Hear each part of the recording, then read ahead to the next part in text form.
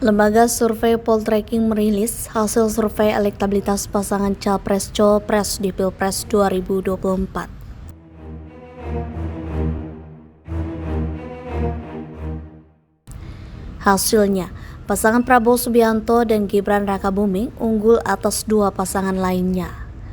Survei dilakukan pada 28 Oktober hingga 3 November 2023 terhadap 1.220 responden. Survei dilakukan melalui tatap muka. Populasi survei adalah warga negara yang sudah memiliki hak pilih, yakni berusia 17 tahun ke atas atau sudah menikah.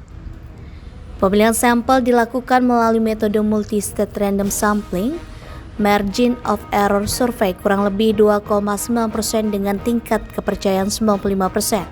Direktur Eksekutif Poltreking Indonesia, Hanta Yuda AR, memaparkan elektabilitas Prabowo dengan Gibran unggul berada di angka 40,2%.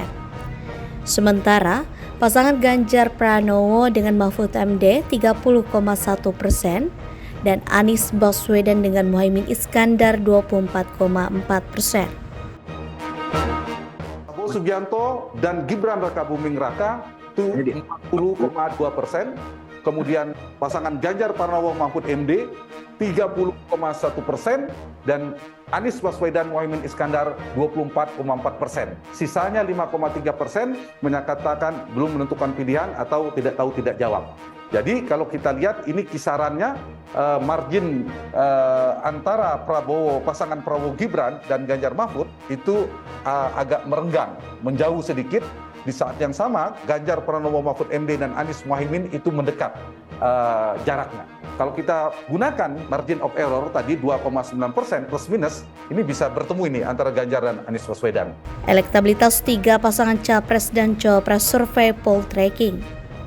Prabowo Subianto dan Gibran Rakabuming Raka 40,2%, Ganjar Pranowo dan Mahfud MD 30,1%.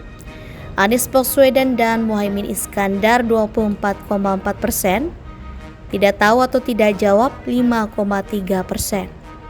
Survei PWS catat tingkat penerimaan publik terhadap Prabowo dan Gibran tertinggi, ini alasannya. Jadi guys, survei PWS kemarin baru rilis hasil surveinya, tak hanya elektabilitas, mereka juga mencatat persentase akseptabilitas terhadap Capres dan Cawapres. Hasilnya, Prabowo jadi capres yang paling disukai atau bisa diterima oleh publik ketimbang dua capres lainnya. Persentasenya capai 78,5%. Alasan utama publik menyukai Prabowo adalah karena karakternya yang tegas dan berani, serta kinerjanya sebagai menehan.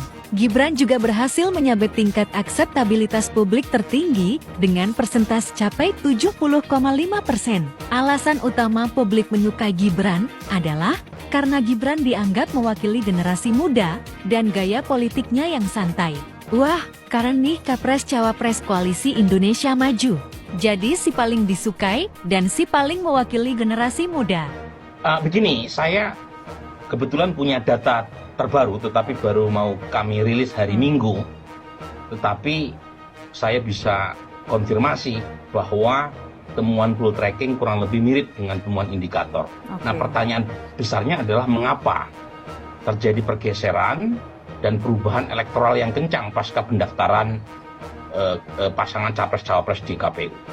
Nah, jawaban singkat saya adalah apa yang kita ributkan di media sosial, terutama Twitter, itu istilahnya Pramudia Anantatur hanya badai dalam secangkir kopi. Jadi apa yang kita ributkan berkaitan dengan persoalan etik yang menggelayuti Gibran ternyata tidak merembes ke bawah. Tentu dari sisi etis kita patut bersedih ya, mengapa isu yang sangat krusial dari sisi demokrasi semacam ini ternyata tidak punya efek secara elektoral. Bahkan ya terjadi peningkatan cukup tajam terutama di dua pasangan. Pertama adalah pasangan Prabowo Gibran, yang kedua adalah pasangan Anies Baswedan. Sementara Ganjar Mahfud ambrol secara elektoral. Nah, pertanyaan singkatnya kenapa? Nah, saya menjawabnya dari sisi satu, munculnya nama Gibran sebagai pasangan Prabowo Subianto itu membawa efek Jokowi yang luar biasa masif. Jadi pendukung Jokowi non PDI Perjuangan itu eksodus dari Ganjar ke Prabowo Gibran karena ada Gibran di sana. Data saya misalnya menunjukkan dengan syarat sangat terang benderang mereka yang memilih Jokowi 2019 maupun mereka yang puas terhadap Pak Jokowi itu sudah beralih dari Ganjar ke Prabowo Subianto. Dan yang kedua adalah pemilih muda. Jadi kalau kita bandingkan perolehan suara Prabowo sebelum mendapuk Gibran Raka Buming Raka di kalangan generasi Z dan milenial itu kisaran 35%. Sekarang antara 45 sampai 50%. Di generasi Z itu daya tarik Prabowo Gibran lebih tinggi.